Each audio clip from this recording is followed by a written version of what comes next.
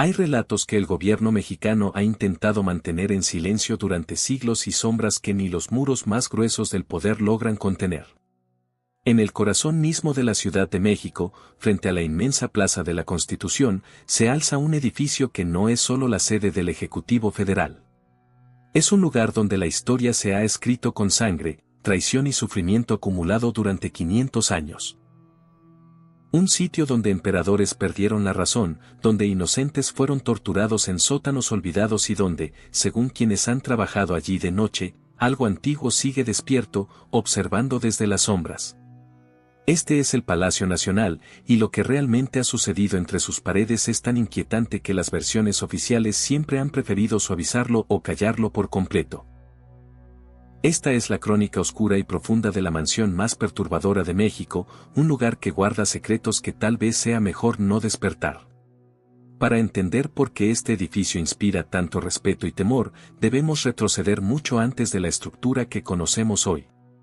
El terreno exacto donde se levanta el Palacio Nacional era, en la época prehispánica, el núcleo del Palacio de Moctezuma Xocoyotzin, el último gran tlatoani mexica. No era una simple residencia real. Era el centro político, religioso y militar del Imperio Azteca. Un complejo enorme con jardines colgantes, aviarios, salas de consejo y templos internos donde se realizaban ceremonias sagradas. Cuando Hernán Cortés y sus hombres tomaron Tenochtitlán en 1521, tras meses de asedio y combates brutales, ese palacio se convirtió en el epicentro de la caída del mundo mexica. Las crónicas españolas de la época describen escenas que aún hoy resultan difíciles de leer. En los salones principales del Palacio de Moctezuma, los conquistadores sometieron a la nobleza indígena capturada a interrogatorios extremos para que revelaran la ubicación de los tesoros imperiales. Los métodos eran implacables: hierros candentes, desmembramientos, fuego aplicado directamente sobre la piel. Las paredes, según los testigos, quedaron manchadas de sangre que corría por los pisos de piedra. Pero el horror no terminó con la violencia física. Los españoles destruyeron deliberadamente los símbolos sagrados, derribaron ídolos, quemaron códices que contenían siglos de conocimiento astronómico, médico y religioso, y profanaron altares donde se habían realizado rituales ancestrales. Debajo del complejo palaciego existían cámaras subterráneas destinadas a ceremonias que los mexicas consideraban esenciales para mantener el equilibrio del universo. Los conquistadores las descubrieron y, aunque las sellaron parcialmente, decidieron dejarlas intactas bajo la nueva construcción. Cortés, con la determinación típica de los conquistadores, ordenó levantar su propia residencia exactamente sobre las ruinas del Palacio de Moctezuma.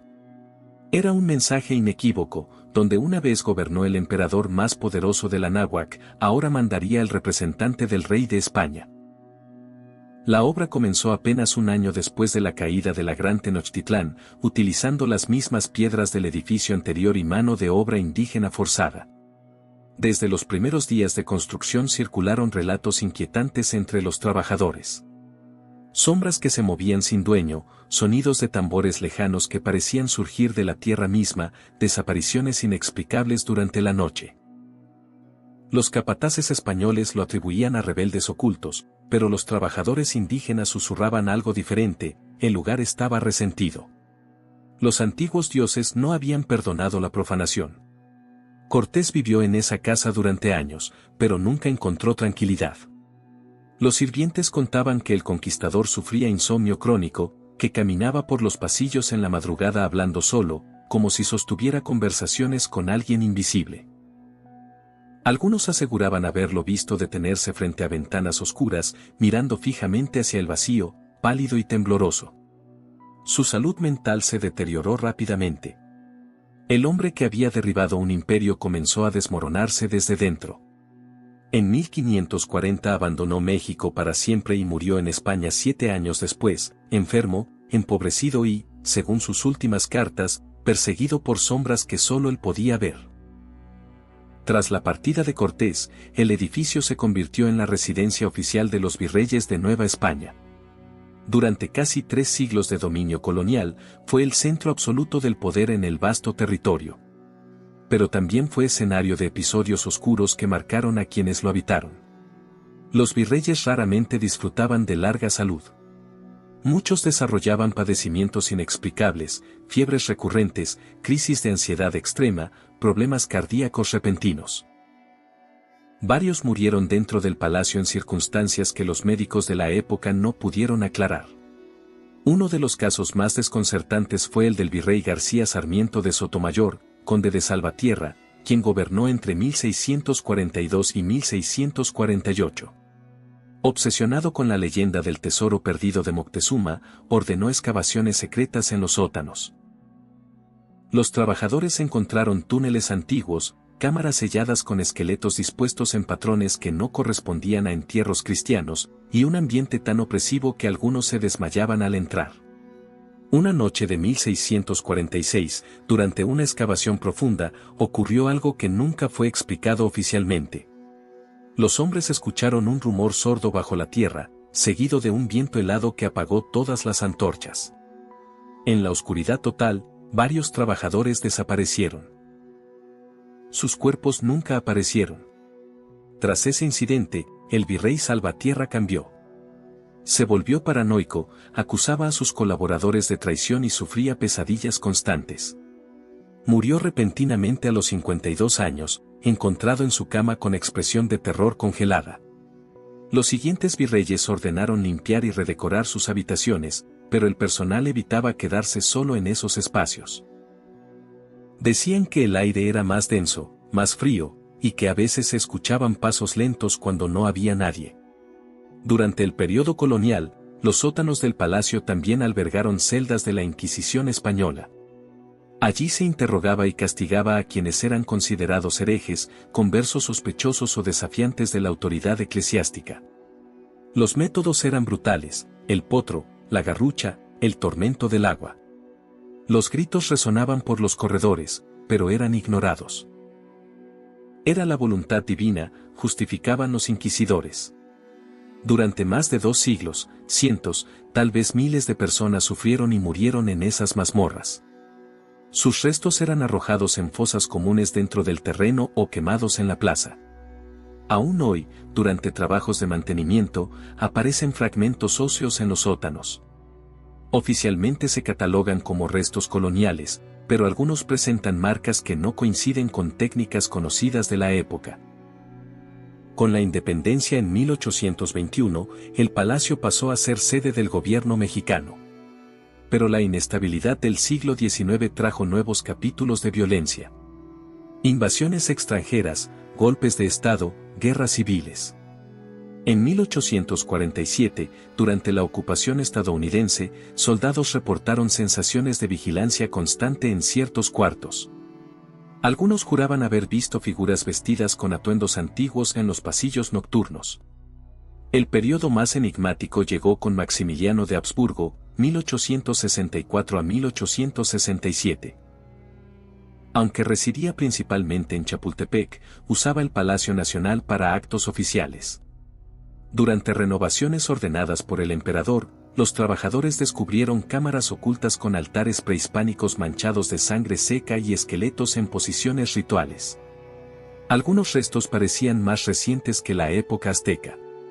Maximiliano ordenó sellar todo y prohibió hablar del hallazgo. Poco después comenzó a sufrir terrores nocturnos. Su esposa Carlota escribió en cartas privadas que el emperador despertaba gritando en lenguas que no conocía. Sus últimas palabras antes del fusilamiento en Querétaro, según testigos, fueron: «Perdónenme, los antiguos, no supe lo que despertamos».